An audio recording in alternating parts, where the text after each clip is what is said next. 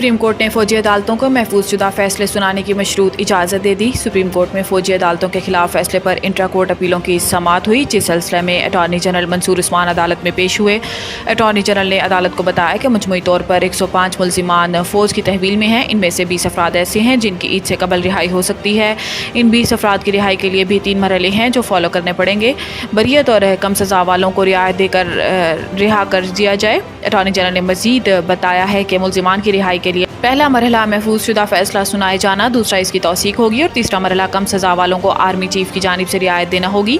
इस दौरान attorney general ने फौजी अदालतों को महफूज शुदा फैसले सुनाने की इजाज़त देने की इस्तदा की। इस पर अदालत ने कहा कि अगर इजाज़त दी भी तो अपीलों के हतमी फैसले से मशरूत होगी। 9 मई वाक़यात में सुप्रीम कोर्ट से ज़मानत हासिल करने वाले 5 मुल्जिमान दोबारा गिरफ्तार। पुलिस के मुताबिक 5 मुल्जिमान को 16 MPO अहकामात के तहत गिरफ्तार किया गया। MPO के अहकामात डिप्टी कमिश्नर रावलपिंडी ने जारी किए।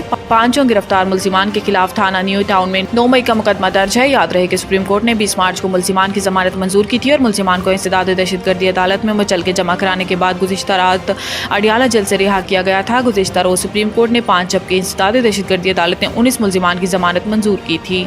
बिजली 1 माह के लिए 5 रुपये फ़ी यूनिट महंगी कर दी गई। नेपरा अथॉरिटी ने FCA की मद में दरखास्त पर समाअत मुकम्मल कर ली। कीमतों में इजाफे से मुतालिक हतमी फैसला बाद में जारी करेगा। दौरान समाअत मेंबर नेपरा ने कहा कि बिजली की तलब कम होने से सार्फिन पर बोझ पड़ रहा है। तलब में इजाफे के लिए काम क्यों नहीं कर रहे हैं। मुकामी कोयले से बिजली की पैदावार 36% कम हुई है और मुकामी कोयला इस्तेमाल ना करने से कीमत बढ़ी। आप जबकि महंगी LNG पर पावर प्लांट्स चलाएंगे तो बिजली महंगी होगी। मेंबर नेपरा रफ़ीक शेख ने कहा है कि ज़र मुबादला का अलग नुकसान और सार्फिन का अलग नुकसान हो रहा है। महंगे पावर प्लांट्स चलाकर पेस्ट्री चार्जेस और फ्यूल चार्जेस बढ़ाए गए। हुकाम पावर डिवीजन के मुताबिक हुकूमत ने बिजली सार्फिन से 1.2 ट्रिलियन वसूल करने हैं। 7 सितंबर से 25 मार्च तक 11 अरब 60 करोड़ रुपए की बिजली चोरी रोकी गई है। इंसदाद बिजली चोरी मुहिम से 85 अरब 90 करोड़ रुपए वसूल किए गए हैं। बाबर अवान का नाम ECL से खारिज, मजीद 24 नाम डालने की मंजूरी।